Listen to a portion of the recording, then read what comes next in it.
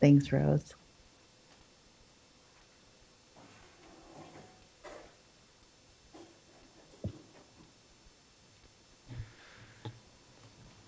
All right, so we've got Lauren Klafke who's here, and she's going to be presenting with us, and she's going to be our PowerPoint maestro.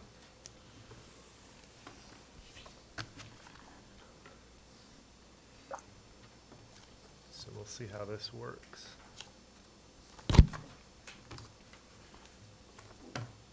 Is that working? Perfect, sounds good. All right, Okay. so it is my pleasure to introduce this strategic plan recommendation to you as a first read this evening.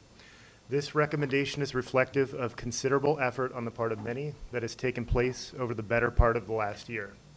Joining me tonight is Director of Curriculum and Student Learning, Maureen Callahan, who has been the lead on this project, as well as Lauren Klafke from Performance Fact, who has been with us before to engage the board in relevant activities and also to provide board updates on the strategic planning process. During this report, we will go into detail about the strategic plan recommendation. In 2 weeks, on March 22nd, the board is scheduled for a special session for the purpose of reviewing the final draft of this plan as a second read, at which point the board will have the opportunity to take action on the recommendation. As we go through this evening's report, if you have questions, feel free to just interject and ask. As you know, next slide, as you know, this has been a process of multiple months and multiple committees involving individuals representing a cross-section of our community, including educators, parents, students, community partners, and board members, all leading to tonight's recommendation presentation to the board. Many thanks to the dedicated committee members who participated in the various subcommittees. I also want to offer appreciation to the Centennial community for their feedback and input through the community forums that were hosted in January. As you'll recall, the most recent update provided to the board gave information about the various engagement processes that have provided inputs into the draft plan. So we won't spend time now covering that ground. The focus of this evening's presentation will be on the strategic planning framework. I believe that you will find the products that you see here to be reflective of the community-based process and the intentionality that went into creating them.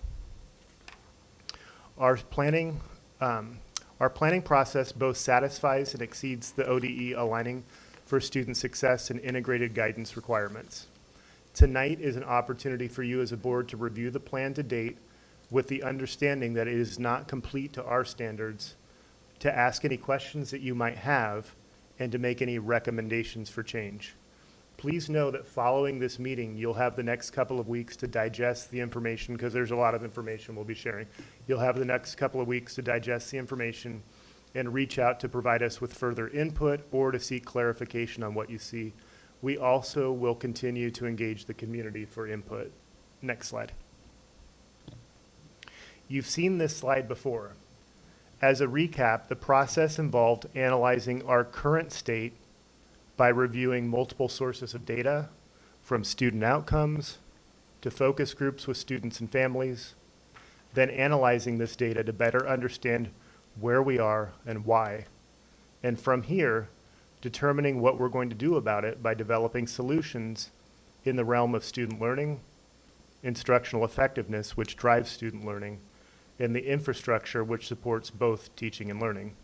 Next slide. Tonight we present to you Centennial School District's strategic plan, which is an important benchmark in our process, as well as with respect to our submission to the state of Oregon, which is due at the end of March. On this slide, you will see elements that are highlighted and also noted in double asterisks, and you'll see a key on the bottom. Please note as we go through the presentation, when you see an aspect that has double asterisks, that means that it is an element both of our strategic planning process with which we've engaged, as well as an element of the ODE requirements for integrated guidance. So that's where you'll see that intersect between what we've done and where it intersects with the ODE requirements. While we present to you the framework this evening, please know that our process and development of the strategic plan is ongoing and will continue into the foreseeable future as we continue to develop elements you see here on this slide, such as the graduate portrait, which is still in a period of refinement, identifying professional practices for effective instruction, completing the equity audit that will continue into the spring, and developing a roadmap for disciplined implementation. What we will share with you this evening are highlighted areas required for the submission to the state. Next slide. First, we will share with you our proposed goals and measures of student success, as well as the performance benchmarks that articulate Centennial's priorities for student learning and how we will measure student learning outcomes. You'll see that the proposed strategic plan contains 5 goals for student success: building a strong foundation, K-3, supporting every student's well-being and inclusion, centering student voice, empowerment, and leadership, ensuring equitable access to high-quality academics, preparing every student for their future. In subsequent slides, you will see each of these goal areas again, along with descriptions of the goal area and the metrics outlining how we will intend to measure student learning outcomes. Next slide.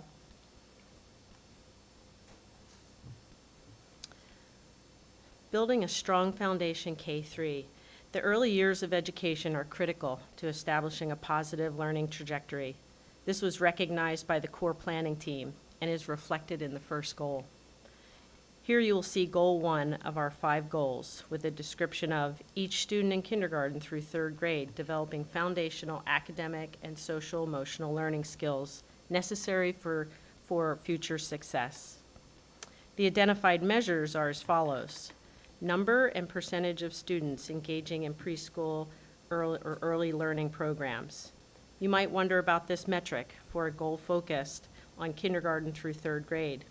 Quality early learning supports children in getting a head start going into elementary school, and is an area we are intending to scale up over the next 4 years with the early learning grant we have received through the ESSER 3 funds.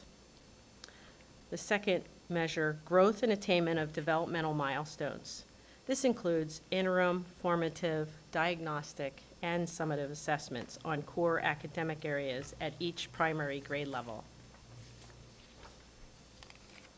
Finally, growth and attainment of grade level standards in English language arts and math by 3rd grade, which you'll also see English language arts noted with a double asterisk because it is a ODE benchmark.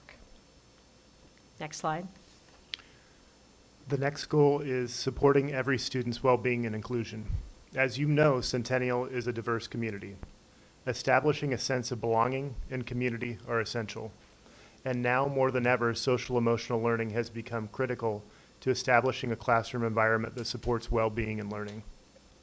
This goal speaks to the social emotional aspects of students' connectedness to school, measured through perceptions, analyzing equitable access to social emotional supports, services, and instruction, measuring disproportionality with respect to referrals, suspensions, and also alternative options and placements, as well as tracking regular attendance, which is defined as a student attending more than 90% of their enrolled school days.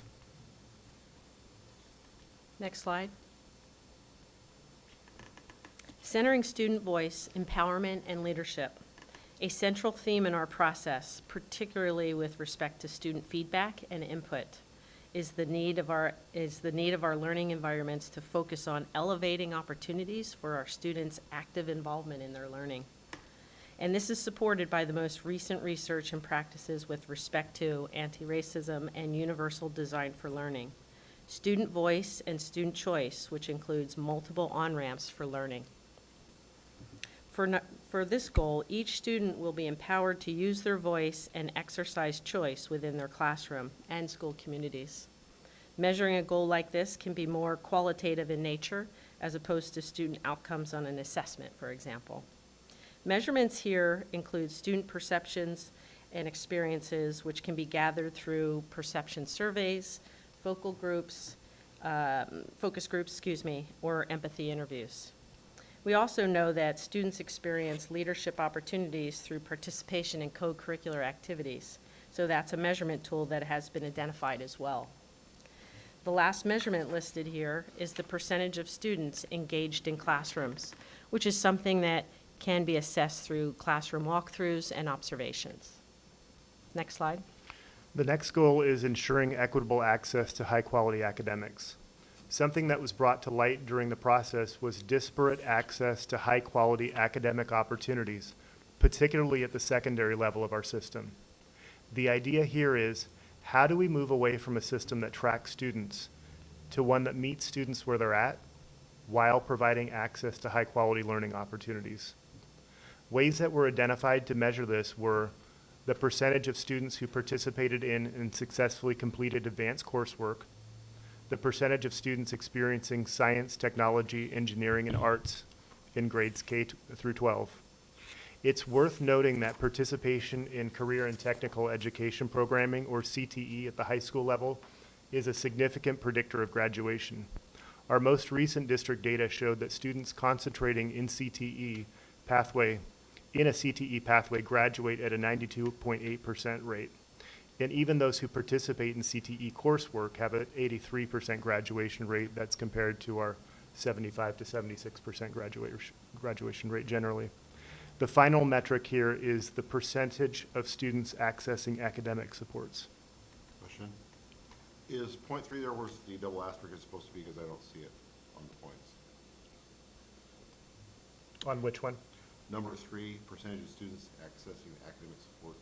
That is not an ODE metric. Okay, it's just, has the notation at the bottom of the slide, so I thought maybe one of those. Yeah, the notation is just, I think, is that not on all the slides? Oh, it Yeah, is, It's okay. not on it's all not of on all the slides, so good catch, because Yeah, I'm not sure. that's an error.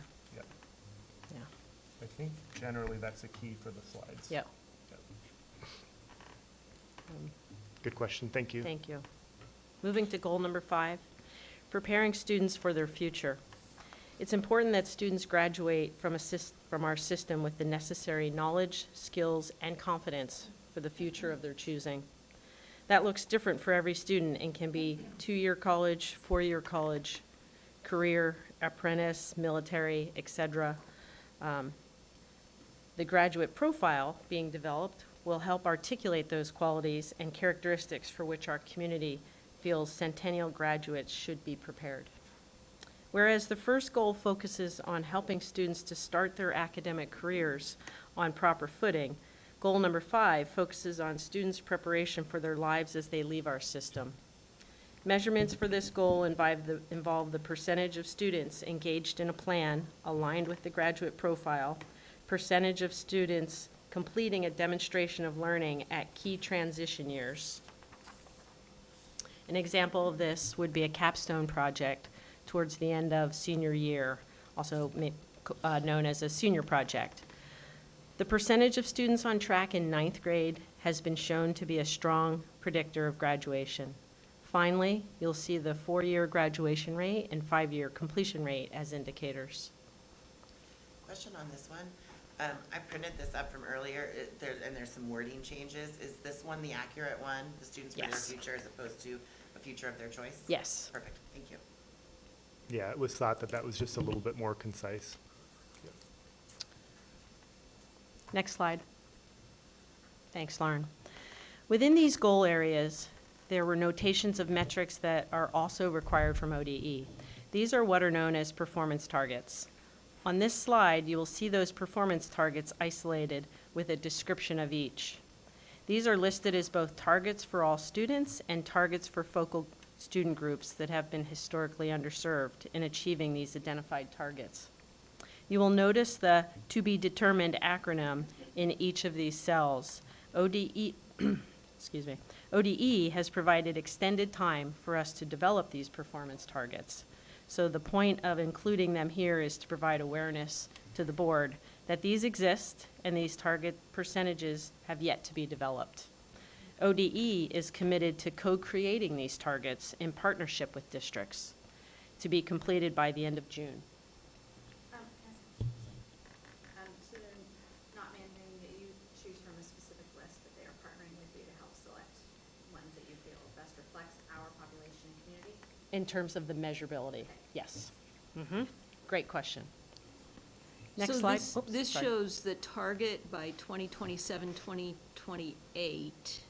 So will there be a glide path to get to those? So there'll be annual targets Yep. that will transition us to, okay. Yes, there'll be annual targets, and then as a system, we'll look at benchmarks throughout the year, too. All right. Next slide. All right, in this second circle that you see, we move from the outcomes that we want our system to provide for Centennial students to the inputs that we as adults need to provide in order for our students to be able to make these achievements. Circle 2 speaks to instructional effectiveness. Similar to Destination 2023's 4 main categories of priorities and strategies, this plan also has 4 pillars, which describe the capabilities we need to develop to accomplish goals for student success. These are the building blocks for action and decision-making, providing a durable frame for organizing and focusing our work. Next slide. The 4 pillars are shown here with descriptions of each. The first 2 pillars speak to teaching and learning and collaboration with families and community. Education is a human enterprise. Roughly 85% of our funding is dedicated to the staff who serve to support our students. As such, it is critical that time, support, and resources are dedicated to growing individual and collective capacity to serve each student. So you'll see that represented in Pillar C. Finally, and importantly, are the systems that we create to organize and position ourselves to do this work, which you'll see reflected in Pillar D. Next slide. Within these pillars are the strategic priorities and key actions that will provide focus and definition to these categories, which is the focus of circle number 3, which is empowering infrastructure. The strategic priorities and key actions associated with them are the programs, targeted solutions, structures, and processes that facilitate effective instruction and the accomplishment of the goals for student success. Together, they constitute the strategy map, which is a blueprint for an empowering infrastructure aligned to the 4 pillars. On the slide that you're seeing now, you can see that the structure underpinning the pillars, strategic priorities, and key actions. On the next slide, you'll see how this has been customized for Centennial. Here you will see the strategy map customized for our district, outlining 12 strategic priorities for the district. The graphic resembles a clock. In subsequent slides, you will see the strategic priorities identified for each pillar.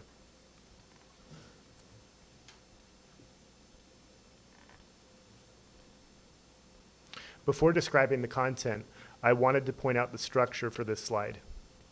Culturally responsive, student-centered teaching and learning. I'll get to the structure in a moment.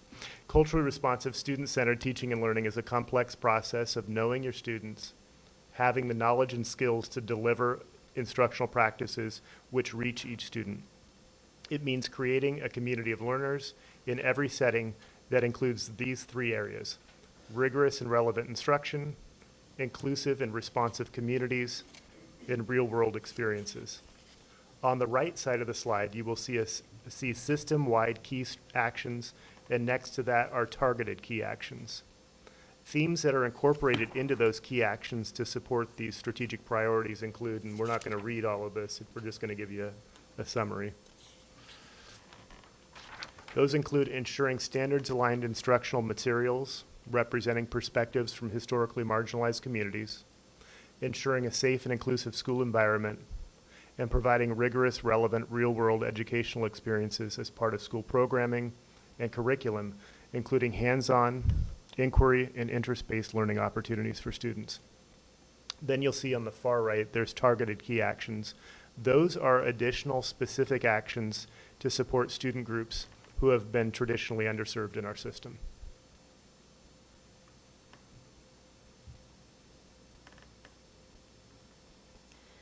Collaborating with families and communities involves cultivating and sustaining authentic partnerships with families and community by building trust, seeking understanding, and promoting meaningful collaboration to strengthen student success and well-being.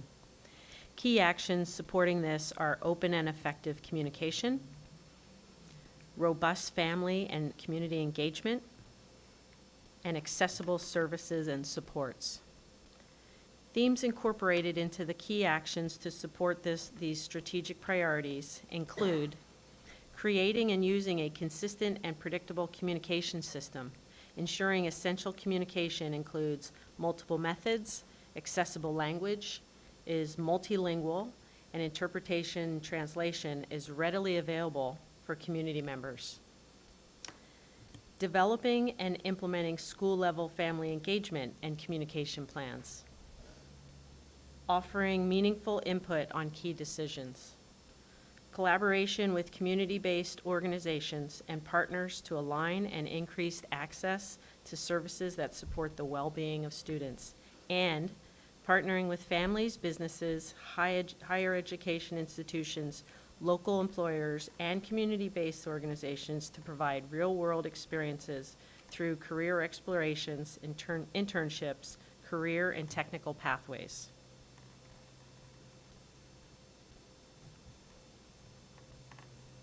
Professional learning, growth, and wellness involves supporting all staff through building inclusive, supportive, and efficacious environments that nurture each staff member's development in order to grow our collective capacity to effectively serve each student. Themes incorporated in these key actions to support the strategic priorities include creating district and site-level professional development plans and calendars aligned to strategic plan goals, supports educators in implementing evidence-based, culturally and linguistically responsive instructional practices framework, providing ongoing opportunities for educators to engage in data-informed collaboration, and nurturing and expanding a pipeline for recruiting, developing, and retaining a talented and diverse workforce. Finally, comprehensive systems of excellence means that we are a proactive, responsive, interdependent community that believes in and strives to embody high expectations, shared responsibility, and personal and collective accountability for effective processes, practices, and programs that will result in student growth and achievement. Themes incorporated into the key actions to support these strategic priorities include providing culturally responsive, proactive academic, behavioral, or social-emotional instruction, support, and interventions through multi-tiered systems of support, or MTSS, at every school and level. Allocating resources based on data-supported needs of students, staff, and schools to support access, opportunity, and equity, and deepening and refining systems for an evidence-based culture of inquiry in school, departmental, and grade-level professional learning communities.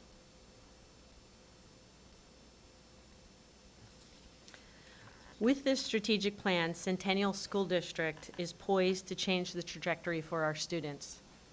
This process is a reset, shifting how we grow together in the district on behalf of our students. There is more work to be done. Our next step for the adults is learning how we collectively discipline ourselves to stay focused on our students through our goals, our measures, and our benchmarks along the way. And the final slide is the last slide, and we decided we'd give Lauren a slide, so she's going to weigh in here. You've done such a great job.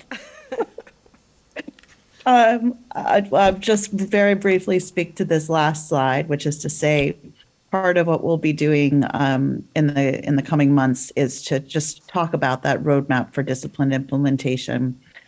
We talk about the plan, getting to the plan in some ways is the easy part. The difficult part is to make sure that you follow through on all aspects of the plan and implement. And so the way that we organize and what we will organize is for Centennial School District is a specific calendar-based system that's going to identify what are the key actions that happen annually, what's going to happen, and we call that sort of the charting the course each year, what's going to happen like every week that we need to be paying attention to in terms of instruction, what would happen every month, at these chunks, right, to kind of think about how we're implementing and monitoring the implementation of all of those key actions that have been identified. And so I look forward to sharing more on that as we take the next steps forward. Thank you.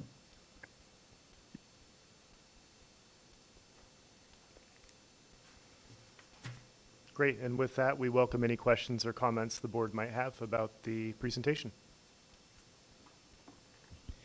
Thank you very much.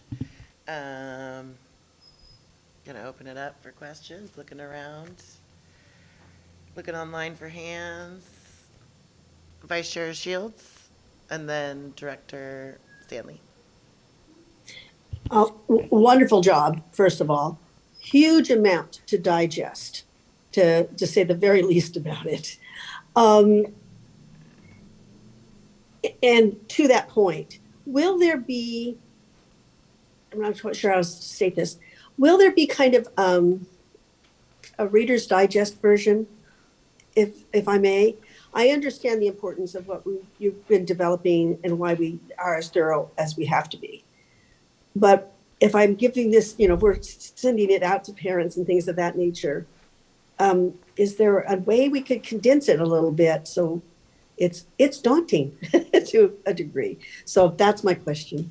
Excellent work, but Yeah, I would agree with that, and I will take the first crack at it and then turn it over to Lauren, who has a little bit more experience with kind of rolling through all of this. That was one of the main questions that I had, because you spoke to accessibility for the community, even for our staff. If we were to roll all of this out and say, okay, now go do this, that would be really a tall order, and it would really kind of get lost in translation. And that's one of the things I like about, what you currently see on the wall is, it's pretty simplistic. You see 4 buckets, you see 3 things in each bucket that we're doing, that's what we're doing.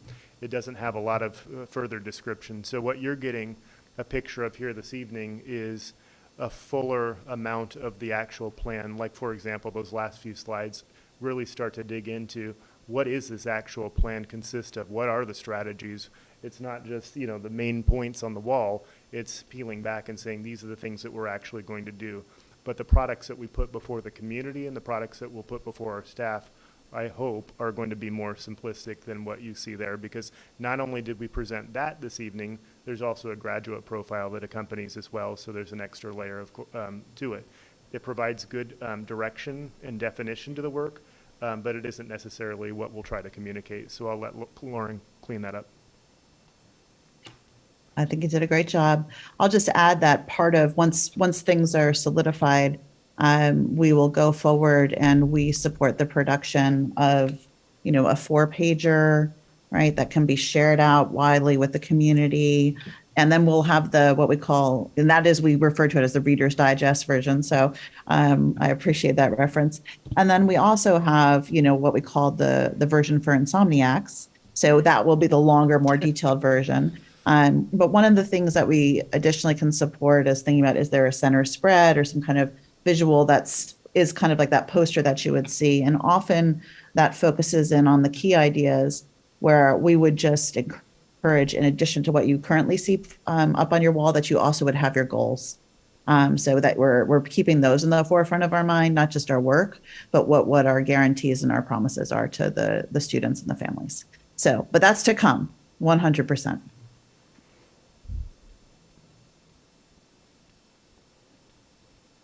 I'm going to guess that it's my turn. And these could be getting into the weeds. I don't know. But I have 3 questions / comments / inquiries. Okay. You mentioned pre-K, leading into that foundation for K-3 learning. Will there be further plans where that will be housed, how that will be discussed? I know there's a fantastic preschool program at the high school, but what is the plan to build that accessibility for our students? And that could be something that is talked about later, but that That's a good question. feels like an important question if that is pre-leading to your number 1 building block. I'm curious a little bit about that first. We're happy to speak to that. Yeah, that's a great question, and we have been talking about that all year and taking steps in the planning phase so that we can build a system of what preschool looks like in Centennial School District. It won't happen next year, but we're hoping to really accelerate the planning and then to be able to make a thoughtful decision, informed decision for the future, whether that's 24-25 or 25-26. but it is part of our work. And we also have, beyond the preschool at CHS, we have other preschool programs and other aspects of our, other places in our district, but they're not centrally coordinated, and they're all different programs. And so how do we bring more Centennial direction to the program? Not saying that they're good or bad, you know, they're great. And how do we have more oversight over that, more consistency district-wide in terms of what that looks like? And that can look a variety of different ways. It could look like preschools being located in each of our elementary schools. It could look like centrally. We're not quite sure. One of the things that we're looking at is hiring an additional position to coordinate our preschool programming as well, and that would be part of the funds that were referenced during the report that were provided through the ESSER funds. Super exciting. Yep. Okay. Number 2. Anytime there's a shift or a change, there's like staff resistance. Oh gosh, new things, more things. How do I do all of that? Is there a thought out plan as of yet as to how to support your staff, buy-in from staff, how you're going to take maybe staff leadership and help sort of streamline that process so you can start the year strong? Yeah, I'll let Director Callahan take the first run at it. I'll take the second, and Lauren can add perspective from her experience as well. Thank you. I know I have so many questions. Oh, no, it's great. Those are also the conversations that we're having, talking about readiness, talking about the change process. How do we elevate the voices of our staff and our leadership so that we are positioned and ready to begin to implement next year? And so also a reminder that one of the reasons that this plan isn't completed yet, there's still more work to do in the next 3-4 months, which will also include our schools looking at their improvement plan process. And so we will be thoughtful about that. Awesome. Okay, last one. Can I add to that? Yes, you can. I would love for you to add to Yeah, that. what Please I do. would add to that is a few things.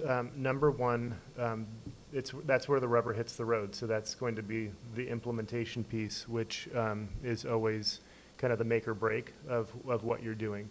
I would say the strengths of how we've developed this plan are the broad basis of engagement that we've had with community, families, and staff.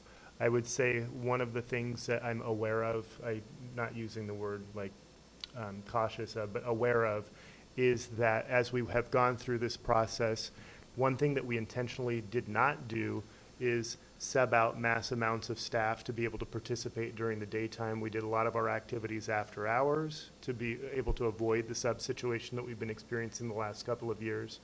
And what we also didn't do, because we have a lot that's stacked on the plates of our educators this year with quite a few initiatives that we're already doing, was impose a lot of district-directed time for the strategic plan onto existing professional development calendars.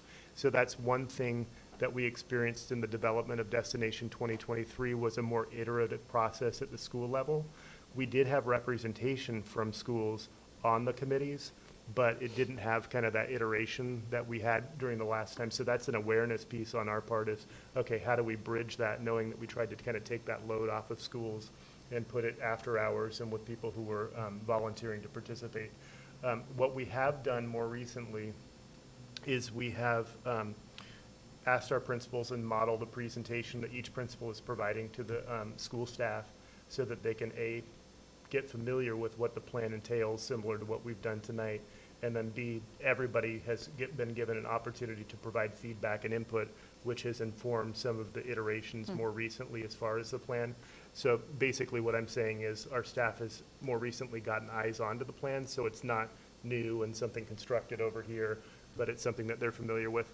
And then the other piece I would say is that the equity audit has quite a bit of school-based activities that are taking place between focus groups with staff, surveys, and things of that sort. So I'm hoping that what our educators see is that their input and thoughts have gone into the products that are being created, and probably especially the equity actions that will funnel into this plan later in the spring.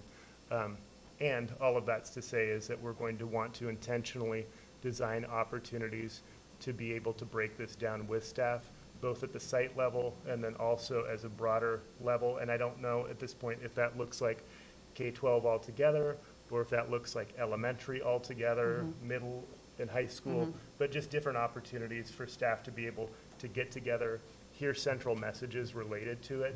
And then also one final thing I will say is opportunities to validate existing practices. This isn't a whole like break it down to the studs and rebuild effort. There are elements that are new and there are elements that people are doing well. And how do we validate existing experiences and work that people are doing and then fold in the new elements as well, if that makes sense. I'll let Lauren add too from her experience. I think you guys did a great job of covering it. I would just add the specific that where and how the equity audit pieces will be woven in. One of the reasons you're not seeing the professional practices part yet, which is about the teaching practices, the leadership practices, kind of where some of that work happens, is we want to have the input and all of the feedback coming out of all of those site-based reports around instruction before we finalize some of these pieces. So, and then as part of that early implementation planning with the equity audit, we will have engagement with staff on site and leaders together, co-constructing, what that implementation is going to look like at their sites. So more to come on that, but I just wanted to put those two in. One thing that Dr. Katsuda is also working with our school administrators on is providing opportunities for the building administrators and then also the site-based leadership teams, which should largely be composed of the Tier 1 MTSS teams at each site, to be able to get together over the course of this spring and to have extended periods of time, one before school dismisses at the end of the year and one right after, to be able to do some intentional planning around taking the district plan and then constructing a site-based plan that speaks to the needs of the site, so that it's customized and tailored to each school as well. I really appreciate all the thoughtful answers. The heavy lift are the people that are to be doing it Yes. every single day. And my third question is tied to that. There's one teeny, so okay. Do you want me to stop? I could keep going, all day. One teeny tiny little print here says Data Summit on one of these thingies, and I was curious if that was a way for cross accountability between schools, if it was going to be a data summit so that schools could be gathering to be looking at that crosswise, all elementary, the two middle schools and high school, if that was an intention for that to sort of provide that, like, what's this school doing? What's that school doing? How's it working here? How's it working there? What are your little nuggets? What's your struggle, if that was for that? Good identification, and I see Lauren shaking her head, Okay. ready to answer. She has a good insight on this one. Yeah, so Data Summit, the construct of a Data Summit is something that we included in some of our resources, and detailing what that can look like. Different districts will do it differently, but you hit it the nail on the head there. The idea is that you're gathering folks together to take a look both at individually, like each site, kind of reflecting on where are we at in terms of the milestones that we've set in the strategic plan, where are we seeing great progress, how can we learn from one another, and that can be from as small as just the Tier 1 teams or the MTSS teams. It could be as large as the whole school's coming together and doing it. So deciding what that will entail in terms of the scope would be to be determined, but that is the idea, is that we want to collectively work together to hold ourselves accountable to the plan that we put in place and checking that we're hitting the milestones, but we also want to learn from and grow from the work that's happening across the district, so that we can have an extraordinary impact on the young people in our system. Fantastic. Thank you so much. Thanks. Thank you. Director Lynn? Yes, thank you. Apologies for not being able to be there next tonight. It looks wonderful. Thank you everybody for their hard work. I certainly am going through it, writing my notes on 2.2 and 3.1, like how can we do the next steps? What are the investments we can make into making these things happen? How can we help them along? I also hope that we can have the comments. I forget which document along the line of strategic planning where we had a lot of the comments from the community, from the students, from faculty. I believe that that was a really helpful addition. And apologies if that's already been sent along, but I would love if that was part of the final document or an appendix that we can also get. And then I guess Superintendent Owens, if you can, you brought it up, if you can speak again to teachers not subbing in terms of the core planning team, how you guys were trying to anticipate not having teachers out of school. You know, I know as a parent, my student says he has a sub a lot of the time. So if you can just speak to that again. Yeah, and that was one of the things. Thank you, everybody, for your hard work. I appreciate the question and duly noted as far as the comments of the community, and we'll talk with Lauren about how that could be potentially incorporated into the final product.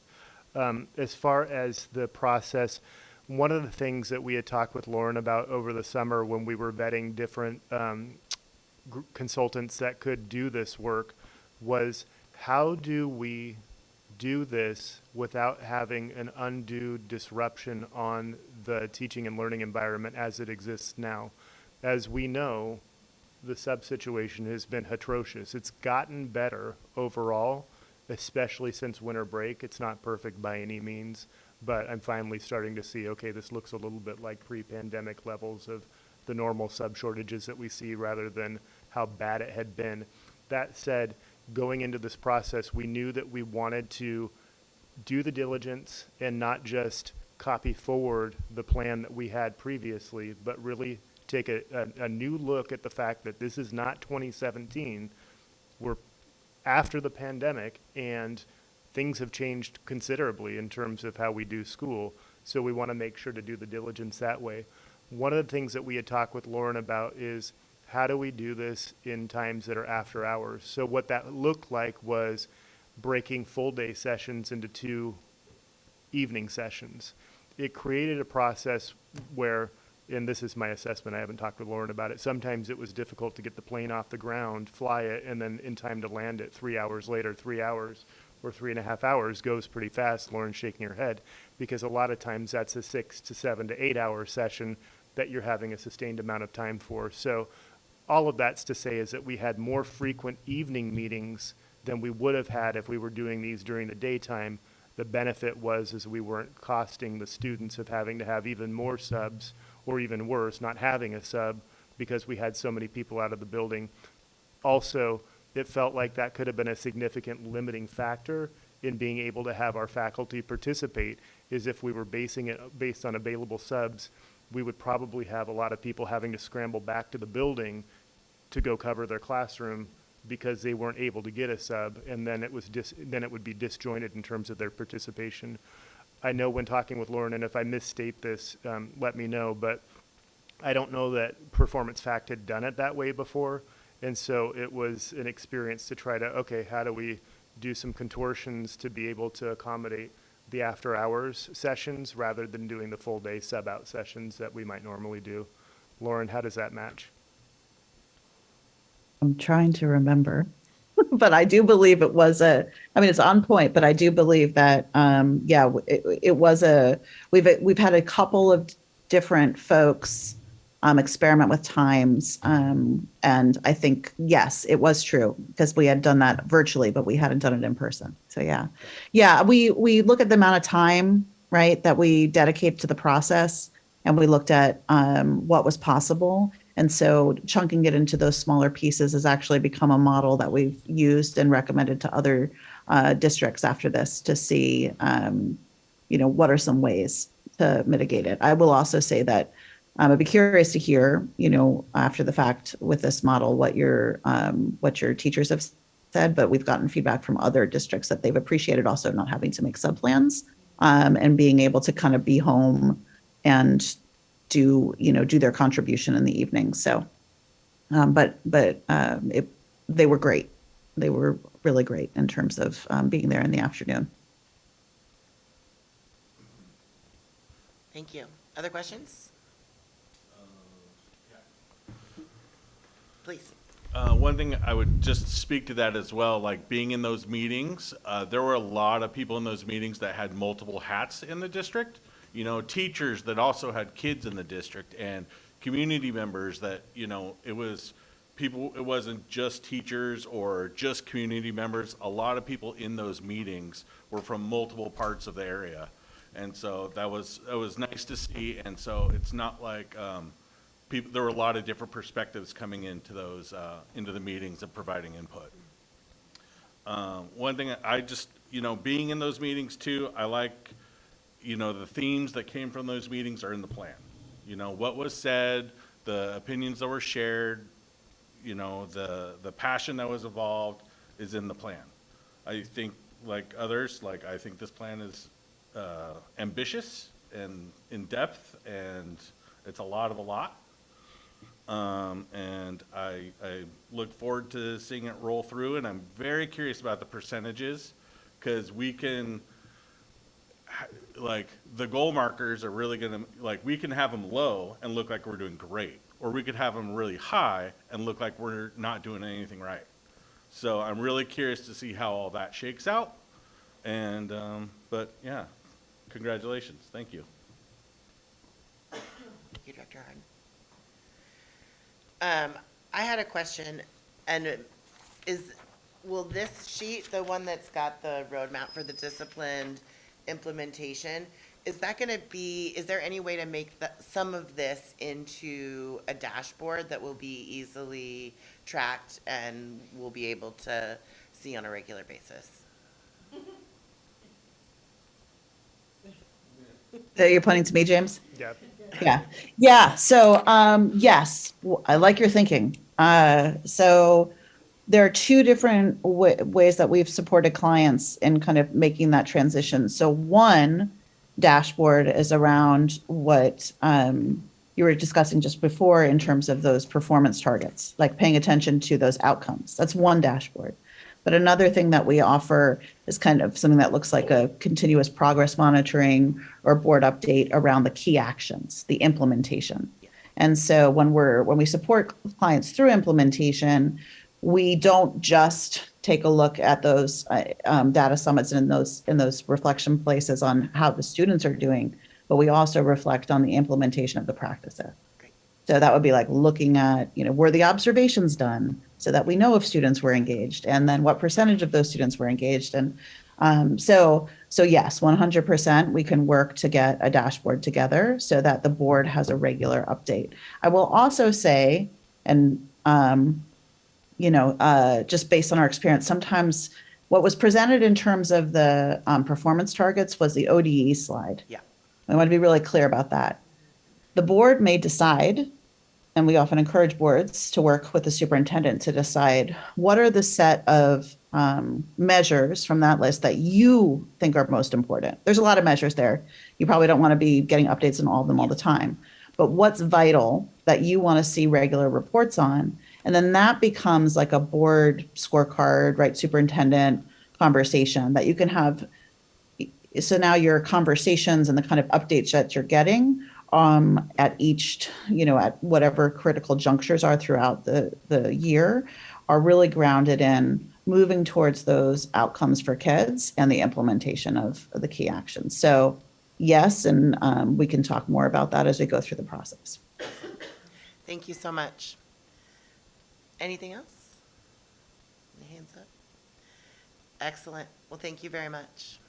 So next steps, Director Callahan, we've got 2 weeks for the board to be able to review and provide input and questions. And then also, can you speak to the community input, please? Yes, so we'll also be posting this on our website with Google Forms, so the greater community can also weigh in on the plan, and that is also part of the process for submission.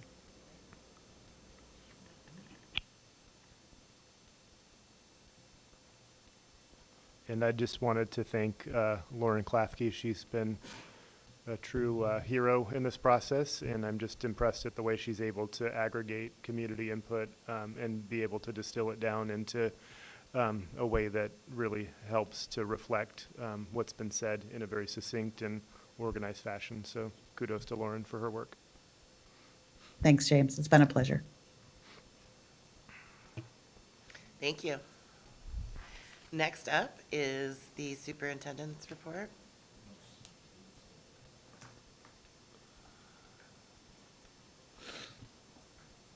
I believe. So I'm going to make up for that lengthy report by keeping this somewhat light. Just know that. So thank you for the opportunity to share with the board this evening, particularly with the presentation of the strategic plan. That happened just a moment ago. There's going to be a lot with the agenda, so I'm going to keep this update relatively brief.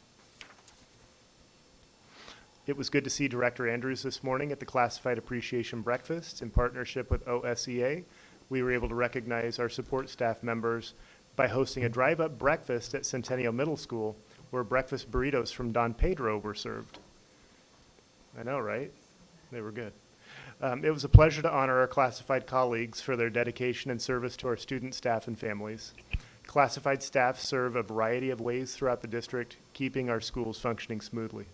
I want to recognize Chris Dowell and Dr. Katsuda and their respective teams for their efforts in making this event possible. I encourage everyone to take a moment this week to thank our classified colleagues for the work that they do. If there's a classified employee who you appreciate, please make sure to let them know. They deserve all the recognition and thanks that we're able to give. And you can see a couple of pictures from today, including, yes, thank you to Noah. Let's give Noah a round of applause. He was in the boardroom this morning before he picked up his breakfast burrito, checking to make sure that everything was organized. He even told me that the tables were a little bit out of order and needed to be fixed before the board meeting, so we made sure to get that done. So this week is also School Social Work Week. Through the Student Investment Account funds, Centennial was able to establish 3 school social worker positions over the past couple of years. Since there are 3 of them, I will recognize them by name: Grace Littig, Erin Sloan, and Amanda Bowman Mejia. Between the 3 of them, they have built a strong program in a short period of time, collaborating with building staff, developing and creating partnerships, and being there for students who are needing additional support and relationships. Yes. Finally, I want to share something here that I shared with the board earlier this week. As you know, Centennial moved from 6A to 5A for athletics this year. This means that we are competing with teams that we have not competed with much in previous years. Last week, Centennial High School boys basketball team played against LaSalle Catholic College Prep. Unfortunately, I did not attend the game. I was in a strategic planning meeting. But I did receive 2 emails from LaSalle, one from the athletic director and one from the school's president. And sometimes when you get those emails, you're not sure what you're going to see, but they were recognizing the sportsmanship of Centennial. I'll read you the message from the president, John Hulsenkamp. Hi, my name is John Hulsenkamp, president of LaSalle Catholic College Prep. I wanted to reach out to you as superintendent to let you know how impressed I am with your men's basketball program at Centennial High School. Last Tuesday, our men's team played Centennial and captured their first ever 5A conference title. At the conclusion of the game, one of our coaches asked if it would be possible for our team to take a picture at center court in order to remember the event. Not only did your coach allow for the picture, he provided a printed sign to commemorate it and brought out a ladder insisting that they cut down the net to mark the occasion. I have been in education for almost 30 years and I've never heard of that level of sportsmanship in class. As ambassadors go, there are none better than the Centennial boys basketball program. Years from now, records and titles will long be forgotten, but gestures such as this will remain as examples of what high school athletics is all about. So I wanted to publicly recognize Athletic Director Dante Gouge, who is the coach that was referenced in the email, for his demonstration of sportsmanship in class, which I think reflects well on the athletic program that we're striving to develop.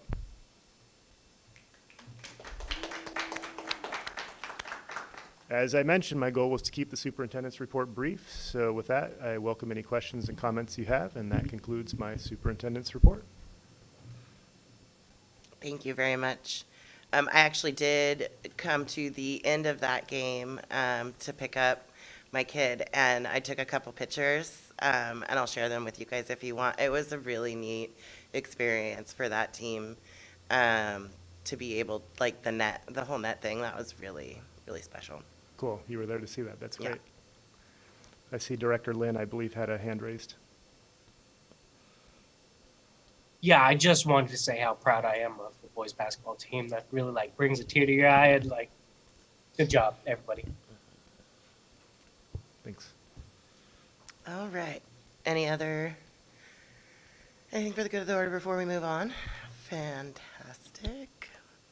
Next up, I would like to introduce our OSEA president, Chris Dow, for an update. Welcome, Chris. Hello. I'm going to try to follow James's short and sweet. I had this long speech written to recognize our classified members, and I spent the day with them, hopefully filling their cup a little bit.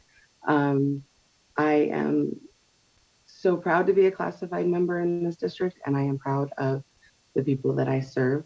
In addition to it being Classified Appreciation Week, 5 members of our district on Sunday and Monday attended Oregon's Legislation Education Day. So we were able to meet with our state representatives in our respected districts. Centennial employees represented 4 districts, so we were able to meet with the representatives in each of those districts.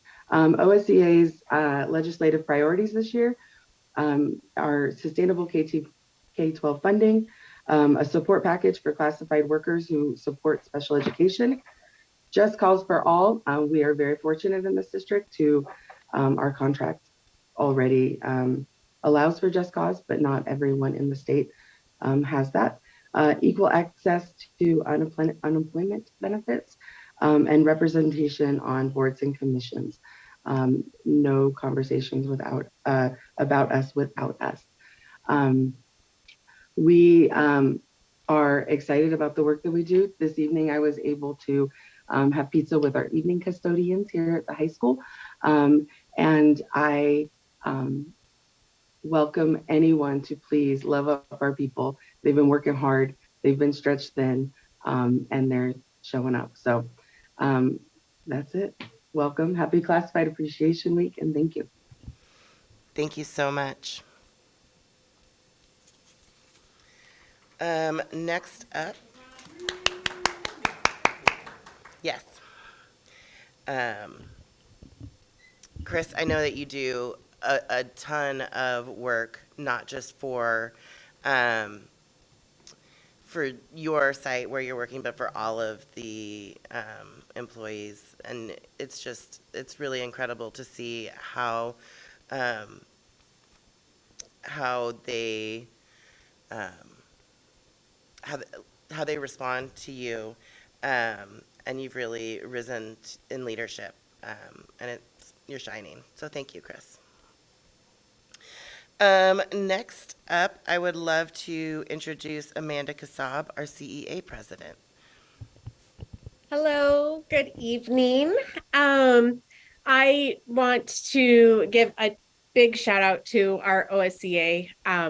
Our schools couldn't function without them, and so they are just fabulous all around. So thank you for all the work and support that that you give us.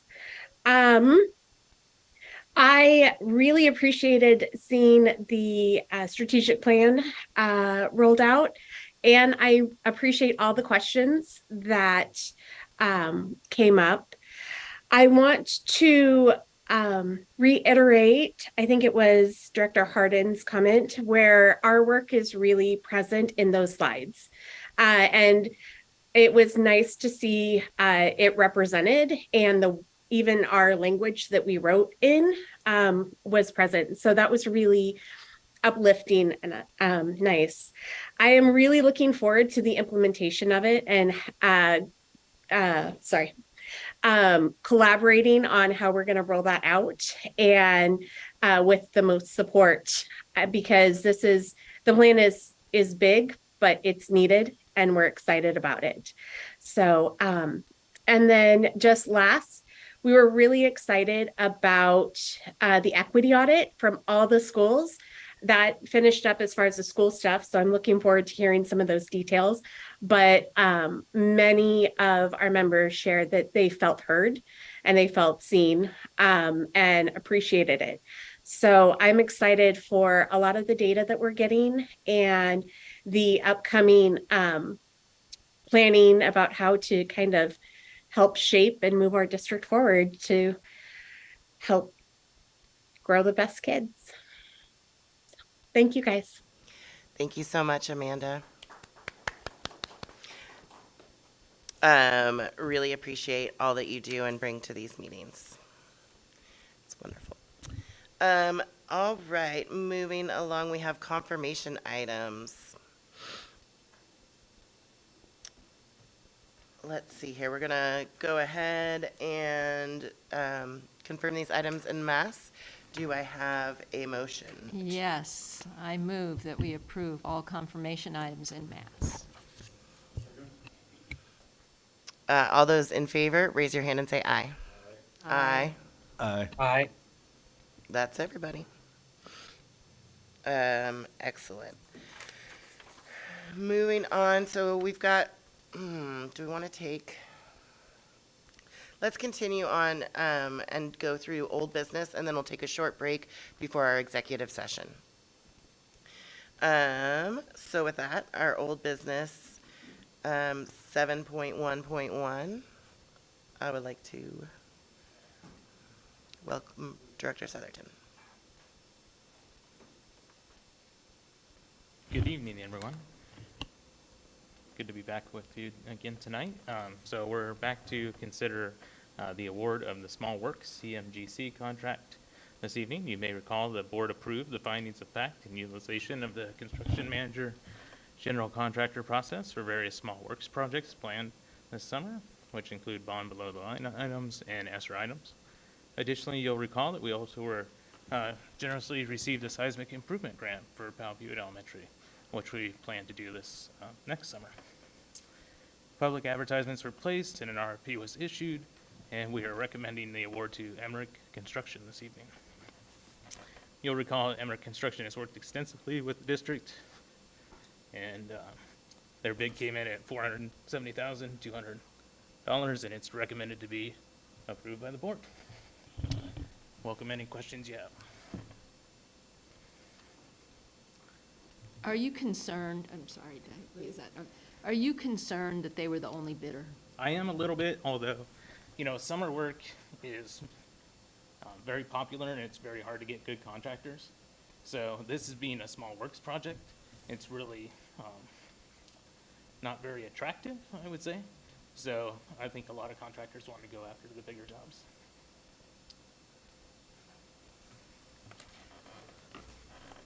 Any other questions? I don't see any online either. Okay.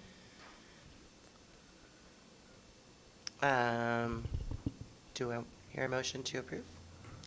I'd like to motion to approve the award of the small works contract to Emmerich Construction. Great, and I can read it thoroughly if it's helpful for everybody. We're recommending the award of the small works contract, CMGC, to Emmerich Construction with the base general conditions, CMGC fee of $470,200, and reserving the rights to extend this for the Powell Butte seismic work at an added general condition, CMGC fee of $346,350.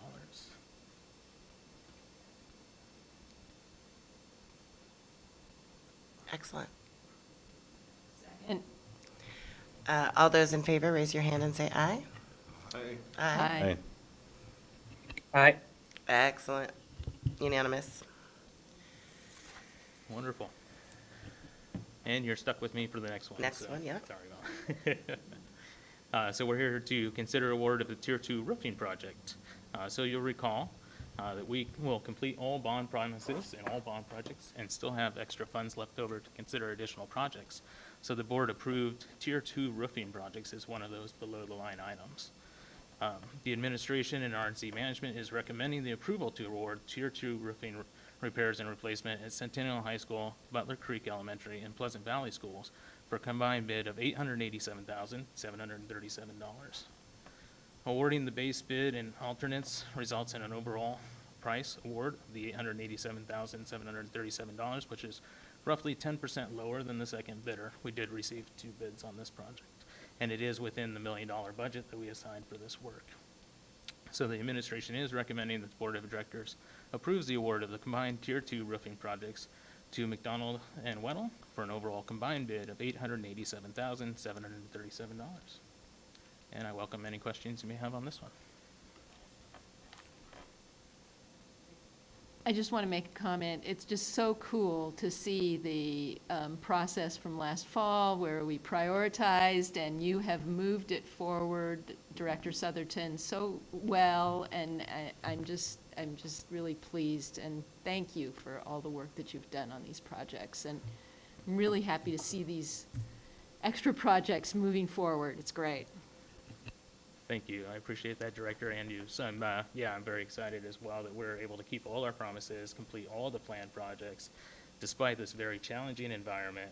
And now we're receiving some great bids right now, and we just, we're lucky, and our students are very deserving. So it warms the heart that we're being able to do this work. So it's my pleasure to be able to try to push it forward and get this done for our community. Thank you so much. Any questions, comments? Hearing none, do I have a motion to approve? So moved. Great. It has been moved and seconded that the board approves the award of the combined Tier 2 roofing projects to McDonald and Welt for an overall combined bid of $887,737. All those in favor, raise your hand and say aye. Aye. Another unanimous vote. Congratulations. Great work. It's 7:40. At this point, we will be taking a 5-minute break, and then we will reconvene in executive session. And then we will be coming back to this meeting after executive session to complete our new business items.